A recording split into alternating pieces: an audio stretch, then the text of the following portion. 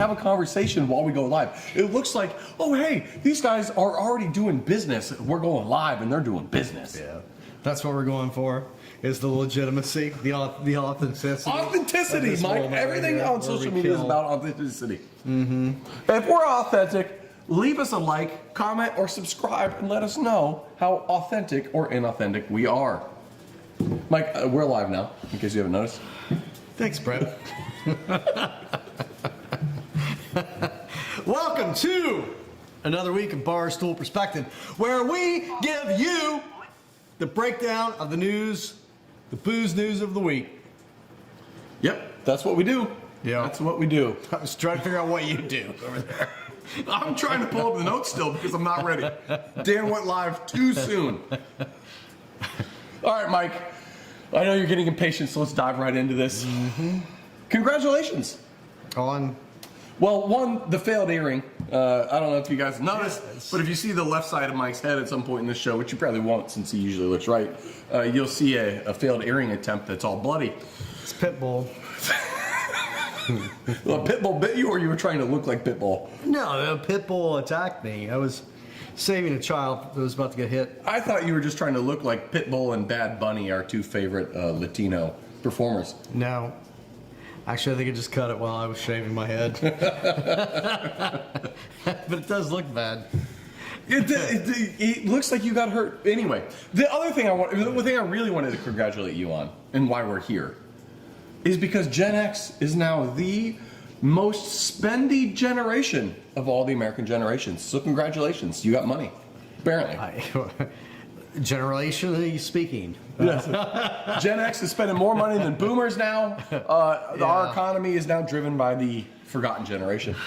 Yeah, and I don't think that's because that's just because boomers are they leave the house less. They're spending less. It's not because you guys have more wealth. Yeah. Welcome to the club. If you're out there, if you're a boomer out there, let us know. You're probably not though. You probably don't hang around for all the insults. No, probably not. Speaking of boomers, DeWine is back on his shit. Mm-hmm. Mike, I don't know where to begin with this whole story. Can you frame it from somebody who's a little bit more outside of the inner workings of this new executive order DeWine launched from the state of Ohio this week? Sure. So there's a governor in Ohio called Mike DeWine who is a complete piece of garbage and an utterly useless human being. But that's been an ongoing phenomenon. What he did this week was pass an executive order that criminalizes every derivative form of hemp that isn't under the umbrella of the legalized marijuana legislation. And his justification for it, this was a health emergency because they are selling Delta 8 specifically gummies in convenience stores that he thinks looks like packaging for candy and child's products. And so it's accessible to children. Now the first part of this is that none of us actually disagree. Nobody responsible disagrees that that's problematic. Yes. I mean, the convenience store that we buy beer at every week sells joints on the counter. And they don't have any kind of license. It's that it falls within these Delta 8, Delta 9 exceptions. And I think we all agree that should not be legal. But what it has done, Ohio has failed to pass rational legislation to regulate these products. So DeWine has passed this executive order that's probably not constitutional or legal that bans every form of hemp-derived product, which includes the beverages that you produce, Brett, that do in fact get lab tested, that you do know what goes into them, and you're following like TTB guidelines, and they're going through 3-tier distribution networks, but they have been criminalized along with whatever gummy nonsense is in a convenience store. And he is only given until October 14th to stop selling those products, or they're going to start fining you $500 a day, confiscating product, et cetera, et cetera. Well, it's more than just selling. It's, let me see if I can pull up here quickly the list of things you're not allowed to do. Manufacture, import, sale, or transport anymore the consumer product. So like for us here at Urban Artifact, we make hemp beverages because we got a permit from the state of Ohio that legally allows us to make hemp products, and we're following their rules as the Ohio Department of Agriculture gave us at the time of paying for this permit. Which is also consistent with the federal Which is farm consistent bill. with the federal farm bill to make these things and sell them to other people in state and out of state. So I get, on one hand, a national or statewide emergency from DeWine saying, we need to stop the sale of all hemp-based products that have THC in them until we can regulate it. Fine. It shouldn't look like candy. It should probably be 21 plus. Yeah. All the rest of the details we can figure out. That doesn't really matter. Those two things I think are the most important here, because those are the only two things he really talked about. Right. The problem is he said you can't manufacture, transport, import, or sell. So if I'm trying to uphold the contracts I have with my contract clients to make their products, to ship them out of state, to be sold in Connecticut, apparently I'm not allowed to do that anymore. This is a huge part of your business, and you're contractually obligated to a lot of people from all across the country. Yeah. So, But DeWine, never having had to work a day in his fucking life, doesn't seem to understand that people actually operate businesses. yeah, and there's a lot of confusion, and this happened quick. DeWine announced this executive order. He didn't really share what the language of the executive order was going to be, and he made the executive order say that the intoxicating hemp beverages or hemp goods is what's illegal, and you're not allowed to do. But he didn't define what intoxicating mean, and he relied on the Ohio Department of Agriculture to define what intoxicating was. But they didn't know this was coming. So on Tuesday, when he announced it, on Wednesday, the ODA was scrambling to come up with a definition for what even is intoxicating hemp beverage or hemp products. So it's bullshit. It's all bullshit. It's all happening too fast. And the reason this is all happening in the first place is because the Congress in the state of Ohio can't get on the same page. The House and the Senate have differing views on what they think is ideal for hemp regulation. Yeah. They couldn't, all year they've tried to come up with regulation. There's like, how many bills are out there right now? Like 6? I don't know. There's this Senate Bill 266 is the one that has the most play at the moment, and it's a perfectly rational piece of legislation. But you have, and it's bipartisan legislation, but you have this MAGA-crooked $50,000 in a briefcase wing of Ohio Republicans that are blocking rational legislation. And one of them, I think, is because he's taken big payoffs from the legal marijuana lobby, and those guys are opposed to these hemp-derived drinks like you guys are doing. So it's crooked as shit. There is a way to fix it. The stuff that Governor Halfwit rambled on about, most of it is in fact legitimate. I mean, you should not be able to sell these gummies that can get you uber high at a convenience store to 12-year-olds in packaging that looks like candy. We agree. But the problem is the motherfucking Republicans in Ohio Congress won't pass rational legislation. No, they can't even work together. It's been a supermajority for 21 years in Ohio, and they can't figure out anything still. Like, what is going on? This is bullshit. Ask Tom Holman how to just tell people how much money you need in the suitcase, and let's get it done. So, I appreciate all you out there who are willing to be bootleggers and move some product, old school NASCAR style. That's greatly appreciated. Unfortunately, longer than life, like using a pipeline to move product between friendly businesses or cross county lines or state lines. The issue is that come Tuesday, if the injunction doesn't go through, which there's already two lawsuits filed for a temporary restraining order on this executive order, if it doesn't happen, we're not even allowed to move it. We have to just sit on it until things are resolved for up to 90 days. Potentially more if the Congress decides to extend the ban, but we have shut down lines, shut down operations. Everything's basically shut down. We can't move. We can't do. I'm assuming anything. lay off a bunch of employees. For us, we'll be firing about 10 people, which is a significant For a portion small of a small business, business. that's A significant portion. a lot of people. Our entire second shift is gone. So a lot of people just lost their livelihood because Somebody- Governor half-wit. So we have somebody on our staff that moved from Cleveland like 3 months ago. Just signed a lease. What's going to happen to him? Like fired? Good luck. Move back home, but fuck with your lease, I guess? I don't know. Like, it's insane. Go get a job with MAGA. So, here's kind of our current backup plan. We can manufacture and potentially be fined $500 a day. Sure. The ODA can come in, which is... You got that, Brett. Which $500 a day might not seem like a lot, but it's $45,000 a month, so it's a shitload of money. The other problem is I don't understand as a business owner what the word embargo means, but apparently, like I know what it means, but like the Ohio Department of Agriculture can come in, look at my products and say, we're embargoing these, you can't move them. So if I broke that embargo, is it still a $500 fine, or am I looking at jail time now?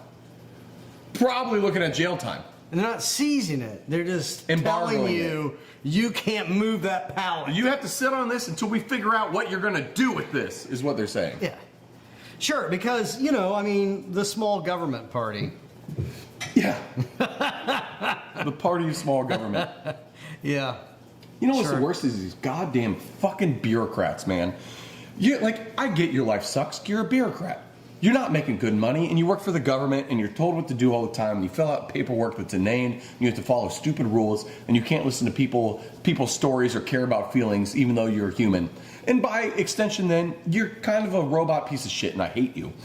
However, there's some good bureaucrats out there, Yeah. but they can't do anything about it, and their life sucks, and as a result, they gotta follow the fucking rules and be a Nazi by extension, and we're screwed as a result. So, cool. Whoop-de-doo. There's actually a lot of good ones out there that I would think will try to help. There is. But There is. I'm just mad depends. right now, Mike. I'm just mad. It depends on how tightly your hands are tied. I mean, Yeah. if your job is, I got to go be a dick and do something irrational, and I don't have flexibility or leeway, then that's your job, and it sucks. It's got to suck too if you're a rational person Yeah, who if you're actually a decent thinks. human that has to do shit And you think know is why- wrong. and you understand why am I doing this, and thinking about the ramifications of what you're doing, and then you still have to do it anyway. Right. Yeah, it sucks. And chances are, if you work for the government, you took that job because you wanted to do something useful. You wanted to help people in life, and you're doing the opposite. But sure. Hey, at the end of the day, Brett, vote better. You bunch of stupid imbeciles. Vote better. And if you're one of the people who don't vote because there's no good side, fuck you. Go vote. Even if you vote for the wrong side, at least you're voting still. Jesus Christ. No. No? No.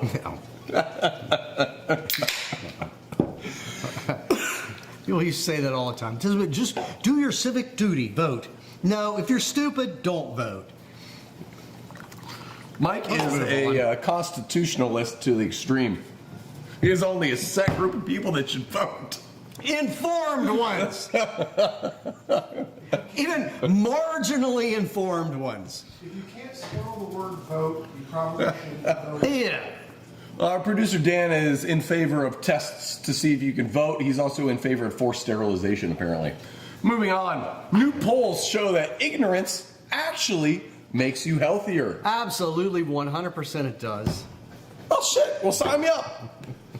Well, I mean, it might actually. Thinking less seems to be better for you. Yeah, you But, might not understand what we're getting at here, but we're basically getting at is that cannabis, which is funny because we were just talking about how get out of our way small business or big government for small business. Yeah. Cannabis actually, you know what? It's not good for you.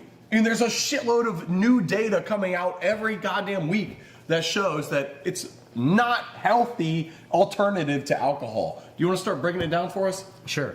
And first of all, this is not hypocrisy. I mean, I want cannabis legal, but the problem is that it spent all this time being a Schedule 1 narcotic at a federal level, so nobody was even allowed to study the health benefits of it. What that means is that when we had this tsunami of legalization of cannabis and all forms of THC across the U.S., we had a lot of people starting to use weed for the first time, and or just feeding this whole concept of California sober, that I'm taking care of myself. I'm quitting drinking because now all I do You're a healthy is man smoke. now. I'm healthy because now all I do is smoke a bunch of weed.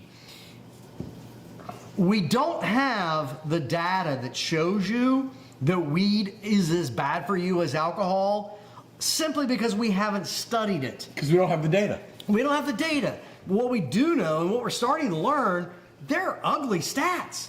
It's like a 66% increase in heart attacks among Gen Z. Among Gen Z. Gen Z heart attacks. The young kids. Y'all are dying out there from all looking at social associated. media and smoking weed. Yeah. It's crazy. Yeah. Let alone the 75% increase in car wrecks that can be almost directly attributed to cannabis consumption because people think they can drive still when they Yes. cannot. Right. There is even that concept. I mean, it's healthier for me. Oh, I mean, I wouldn't drive after having a few beers, but I mean, I'll drive high as hell. It just means I'm going to go a little slower. No, it means your reaction times are shit and you're driving terribly. I mean, I don't drive high at all because I'm terrible at it. But everybody is the thing. And data showing that, I mean, there is this incredible increase in car crashes. Based on autopsies, a lot of people that are killed in car wrecks now, it's like 42% of them Gun are violence. way above in car wrecks. They're No, way I'm talking above. about when I get in a car wreck, I get out of the car and I shoot the other person to make sure they're dead. Yeah, well, that's just good practice. I don't need a lawsuit. I'm going to end this right now. Yeah. It's clearly my fault we got in a wreck. 42% have died because they're high as hell. And the amounts That's over a the terrible stat. Yeah. That's an insane stat. Yeah.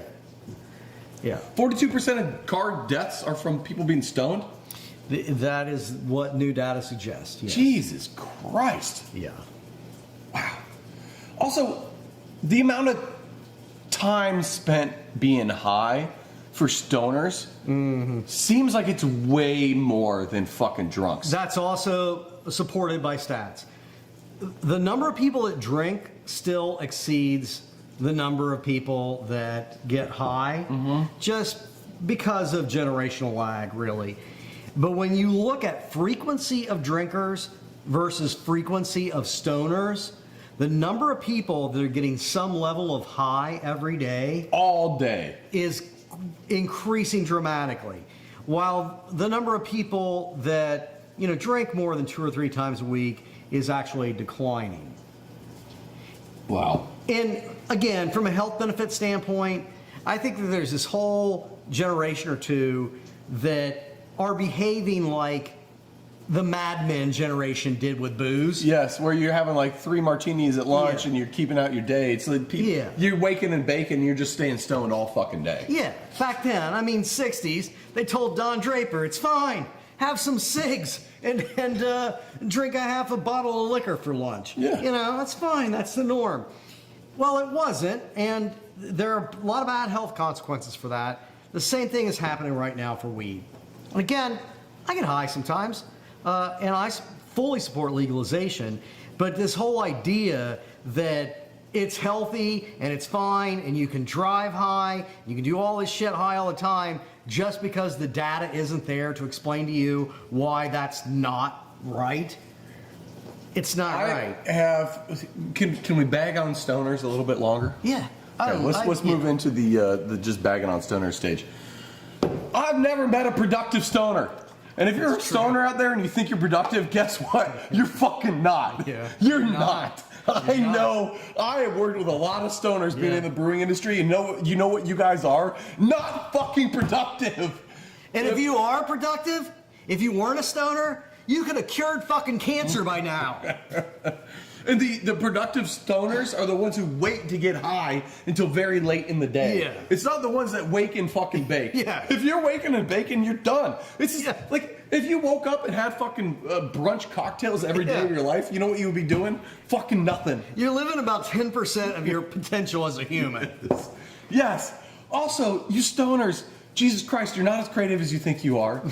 You're not fucking funny. And you're just space cadets all the goddamn time. Are you guys kidding me? Like, you're just fucking out there, man. Like, it's real hard to connect sometimes. So, like, from a drunk to a stoner, let's just keep it together until after 3 p.m. Right. Okay? Except on Fridays. There's no rules.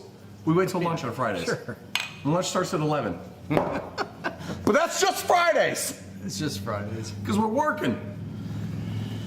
All right. Mike. Creating gold. Oh, you know something we didn't talk about with the people driving high all the time? Holy shit, we're 2/3 of the way through this episode. Insurance rates, like, there's no fucking way they're going to stay low. No. If this many people are getting high and getting fucking car wrecks and shit. Dramatic increases in car wrecks. Yes. Constellation agrees with us that weed is killing a lot of things, including their business. They are putting it out there, since they're a publicly traded company, that they're expecting losses somewhere in the $200 to $300 million range per year. Lost revenue, not lost profit. Lost revenue range as weed continues to become more and more popular and socially acceptable. That if there's any proof out there, it's the numbers and it's stock trading. And if they're out there saying and getting their investors to, like, hey, get ready, it's going to be a lot different with the proliferation of cannabis culture. Well, there we go. There's the proof. Asahi, over in Japan, I'm sorry I said that wrong, they are filling out beer orders this week via paper and fax because they're still struggling to get their online ordering back online. However, the real news here is that the people taking credit for the cyber attack is Qlin, which is a ransomware as a service entity based out of Russia. So it's Russian hackers that you can hire to fuck with your competition. That's and why they're take them taking down. credit for it, because it's business. It's business, and this is advertising. Yeah. They're advertising. Yeah, we did this, motherfucker. Come hire us. So you know who probably did That's why a it? cartel sticks a severed head on the steps of something. That's exactly why. Yeah. So it's probably Sapporo. Is my gut. I don't have any proof of this. This is purely opinion. Yeah. But someone like Sapporo would be inclined to take down their largest Japanese competitor via a cyber attack. Sure. They're probably making more money than it cost them to cyber attack them. So, you know, there we go. There's your beer update. We have another quick beer update. Brewdog. Mike, what's going on with our Brewdog update of the week? They're continuing to spiral. You know, their CEO this week is named James Taylor. And my God, there are a few musicians I've hated more in the history of musicians than James Taylor. And I suspect that they're not the same person, but I absolutely agree that they're both equally punk. And they both suck. And Brewdog's just continuing to spew corporate nonsense and laying people off, and who cares? They're swirling down the drain. Would you please just go fucking bankrupt? You're a shit company run by awful people. Wait, you hate James Taylor? Yes, I fucking hate James Taylor. What? Jesus, nobody's made more boring music. It's hard to make music so boring I'm gonna drill you in the face. James Taylor did it. And I don't know if he's dead or not, but I hope so. Next story. That's an insane take. Oh my God. Oh, Jesus Christ. Okay, Mike, in the story of crazy news, we have a doozy. And I'm talking about Flavor Town. I'm talking about, we have a Flavor Town update. We have a Guy Fieri Tequila update. This story got a lot weirder than we thought it was originally. Yeah. There were the Guy Fieri and Sammy Hagar's tequila. There was a bunch of it that got stolen. And They're the we ones who made assume- the Doritos tequila that we all love. Yeah, which is fantastic if you have all the taste buds burned off your tongue. Before you get into the new details, can you give us a quick recap of what happened? So, a couple of semis full of this tequila disappeared. We didn't have specifics early on. This happened last year. We talked about it. We assumed, it's a movie. Somebody shows up with an Uzi in front of a truck. And It was coming from Mexico. It was probably the cartel or something. Yeah. Actually, it was like a lot of hacking. So, this company outsources its shipping to a logistics company, which outsources its shipping to a trucking company, which apparently subcontracts truckers. So Jesus Christ. organized crime figured Jesus out fucking Christ. we could just set up a fake trucking company, and by the time it gets down the food chain, Dago Wop Trucking. We'll get your shit where it needs to go, motherfucker. I'm pretty sure that was racist, and you're going to get canceled. But You can't be racist against Italians. The only thing racist against Italians I could possibly say is they're the Mexicans of Europe. And even then, I don't even think that's racist. All right. Well, I mean, at Do least people know what satire is? I hate pasta. you do have a thing. You do have a thing with Italian. I do hate Italian food. So by the time we got to this trucking company, they basically just rolled up, took all of the tequila on the back of a truck, and they took off, and they gave updates, up the line of this food chain of outsourcing corporatism. Like, we're on our way. Wait, updates of like, we stole your shit, or updates No. of like, we're doing what you wanted? Yeah, we're on our way. And then I was like, oh, snap. We have a problem with a part on a truck that will be there tomorrow. And then they send this video of like this broken down truck along the road. Oh man, it's way worse than we thought it was. But we'll get it. We'll be up and running by Sunday. And then by like Monday, they're showing like GPS coordinates that say, we're 2 hours out. We'll be there in just a bit. Several days later, they figure out all their stuff has actually been stolen and was a long way away days ago. I hope AI had something to do with this, because that would just be the creme de la creme. I think the really tragic thing about it is that they found it. They found all the liquor and it was fine. Oh, And they Guy- did? Yeah, and Guy Fieri it just has resold all of it and it's good. What, they found the liquor? Yeah, Oh, that's the worst outcome. I know. It really is. I mean, good for Guy Fieri, I guess. He deserves it. He's a good person. Really? Yeah. He is a good person by all accounts. I've heard that. He How seems do like you a think- douchebag on a show. You know what? Never mind. Mike, what the fuck is going on in Toronto? Crazy things, man. There are crazy things afoot in Toronto. Yeah, The it looks like premier up there. So Diageo, I didn't know that Diageo owned Crown Royal. I guess mostly because I didn't care. But Diageo owns Crown Royal, and they have a. Noam, can you confirm that fact for us, please? And not surprisingly, Ontario consumes more Crown Royal than any province or U.S. state because it's Crown Royal. I mean, it started out as being this Canadian liquor.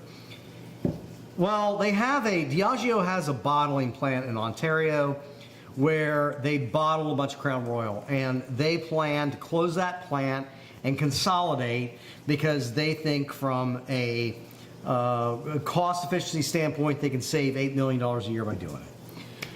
So the premier of Ontario, but it's going to cost a lot of jobs and tax money and stuff in Ontario. That's a big deal. And they sell $756 million a year of Crown Royal in Ontario.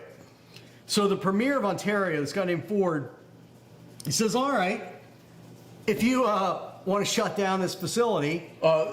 Ford being the brother of Rob Ford, the famous crack-smoking mayor of Toronto. Is he really? Oh, yeah. Oh, Yep, they're related. I like this family. Yeah, they're crazy. And so he says, if you're going to shut down your bottling plant, then we are going to boycott Crown Royal as the Ontario government. and everything is the equivalent here of like a state store there. So the government can say, we're not buying it. Yeah, we're done. And if they do that, then it's going to cost Crown Royal, it's going to cost Diageo $756 million a year in Crown Royal A lot more sales. than 8 goddamn million that they're trying to save.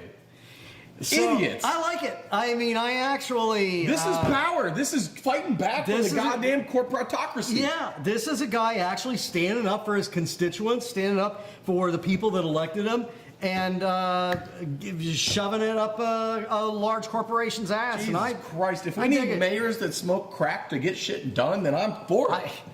Here in Cincinnati, if there's a drug that would cause our mayor to do anything useful, please come up with that drug. Give it to him. Yes. He needs it. I'll pay for it. Well, on the backs of that, U.S. liquor exports to Canada, if you remember with Trump's brilliant tariff plan that has been working to... It's done fantastic. All of the factories that have been built, Brett, so far this year, astounding. Well, did you see the tariff shelf? The tariff shelf, man, it carries all the stuff. yes. You just pull It has the- you yes. pull the money off the tariff Right. shelf, and then all of a sudden you It's use working the tariff great. money It's to working pay down the debt that we haven't Yes. paid down at all. Yeah, or it's working. It's Build. working. The Mexicans paid for the wall, Brett. Well, the Chinese aren't paying for soybeans, so what the fuck? Anyway, And yeah. Argentina's not paying for anything either. It's but, these tariffs that we're talking about that Canada's like, guess what? We're not fucking buying your shit anymore. 85% of the exports are down of U.S. liquor. Yeah. 85%. Yeah. And if you recall from our prior episodes, the second or first biggest market outside of the U.S., so the biggest export market in the world for the U.S. liquor industry was Canada. Yeah. And now it's not. Particularly Kentucky bourbon. And that is the thing with Crown Royal, though. It's like, what are you going to get drunk on in Canada? When I was up there a couple weeks ago, it was hard. Like, the liquor selection was terrible because their liquor selection had predominantly been U.S. bourbons.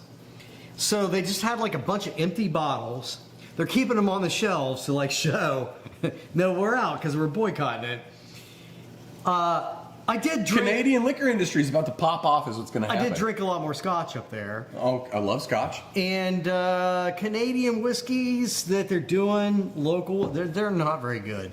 But I do We'll get think, there. but they're going to start to get there. I think this is the catalyst that they probably need. What was interesting, one more thing on Canada. So I couldn't figure out what they were boycotting and not when I was up there because there were all these American beers that were on tap and were being carried by everybody. What I eventually put together by talking to people is that they were all AB InBev products. So they make a lot of Budweiser products in Ontario, and that's why you can still get all the AB InBev stuff and even, you know, faux craft beers, the crafty beers like Blue Moon and Two Hearted, you can still get those. But it's because they're making them there. Yeah, well, I mean, that makes sense. And the Montreal actually has a pretty big, booming brewery scene. So that's cool. Labatt, I'll drink Labatt's. Cheers to Labatt. They're making good beers in Quebec. Mike, we are buttoned up against time, and we got a lot of stories left. So I guess quickly, let's talk about American whiskey is kind of hurting on the backs of that. There's going to be long-term pain, is what we're saying. There's way more barrels than there are sales. Numbers are down. There is this very Pollyanna story from Kentucky bourbon producers about how Kentucky bourbon is doing so great. There is now more distilleries in Kentucky than there has been since before Prohibition. They have a record amount of barrels. It's like 16-some million barrels that are currently aging. And that's fantastic because the Bourbon Trail has brought in $3 million a year now in revenue from tourism. But the numbers don't add up. And even they acknowledge the numbers don't add up, but like their plan is, well, the export market, it's going to improve, it's going to increase.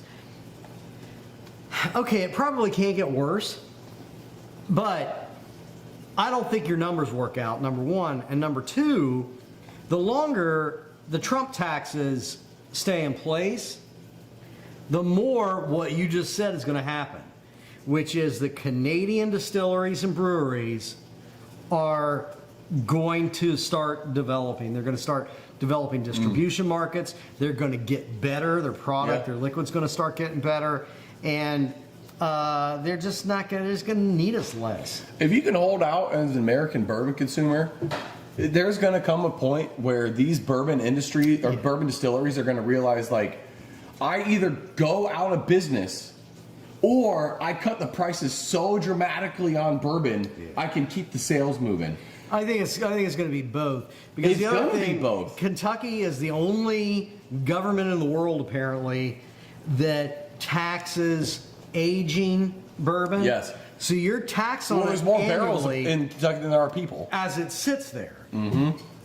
So the problem with that is you're going to keep racking up these taxes, and you're going to do that while your bourbon has to go through a necessary maturation process while the market is falling off a cliff.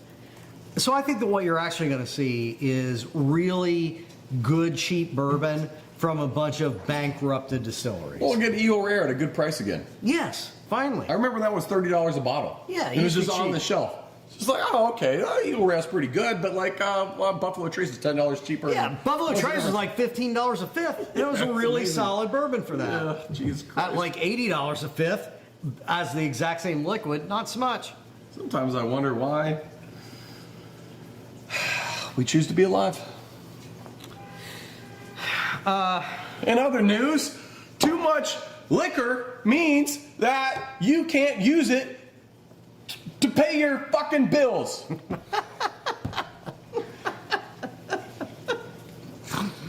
Yes. If you have a whole bunch of liquor sitting in barrels, you can't use that as a mortgage. That was a ruling by a bankruptcy judge in Texas this week, actually. Yes. Stoley was trying to pay off some fucking mortgages with 35,000 barrels of liquor. Yeah. And the judge says, fuck you. They were trying to pay off Cincinnati-based Fifth Third, and Fifth Third said, no, we're not taking your bunch of... It's like it was paying your legal bills with chickens. We don't want your whiskey. We take American around here at Fifth Third. Mike, eggs are an appreciating asset. You will take these eggs. Eggs may be an appreciating asset, but bourbon, as it turns out, is a depreciating asset. So you can't pay for things with it. All right, we are way over time, so let's hit the last three stories really quick. I'm going to throw them all out there. Mike, you pick which one you want to talk about. Bars, they're kind of making a comeback, albeit small. Yeah, small. In Brazil, if you order vodka, there's a chance you're going to get shit that's going to kill you at a bar. That's the real twist. Yeah. And last story, drinking antifreeze will kill you. Yeah. Well, the last story, real quick, is this woman in Connecticut tried to kill her husband by putting antifreeze in his wine, which I think, first of all, is wrong, but B, how that guy clearly doesn't know dick about wine.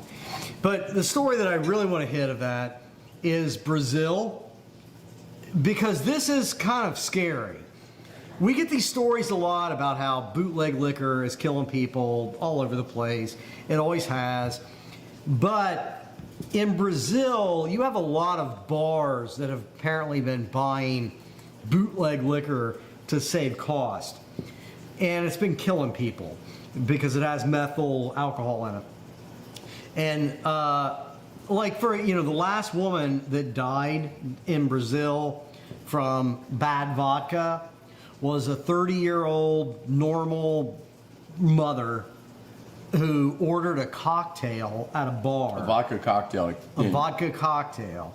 She's not back behind some dumpster pounding. She ain't buying Swish rock behind the gut. dumpster. Yeah. No, she ordered a cocktail at a bar and she died from it. So if you're going to Brazil, first of all, just don't. But if you are, don't go to the bar. And if you go to the bar, only buy things that are packaged. I know you were down there at a wedding, everybody was naked. I was just going to say that. It was fun. Yeah. Brazil's great. Just got to go to the right places. Don't buy a mixed drink, and I would say only drink things out of sealed containers. I want to add to the antifreeze story. Antifreeze tastes sweet because it's got a lot of glycerol in it. Yeah. And glycerol is actually used in wine as an additive in small amounts because it increases mouthfeel and body and perceived sweetness. So, they weren't wrong to poison them with antifreeze in wine. You know, one of the ways they caught that woman, though? She was Bragging about it at the fucking parts store? She was searching on her phone for like poisons.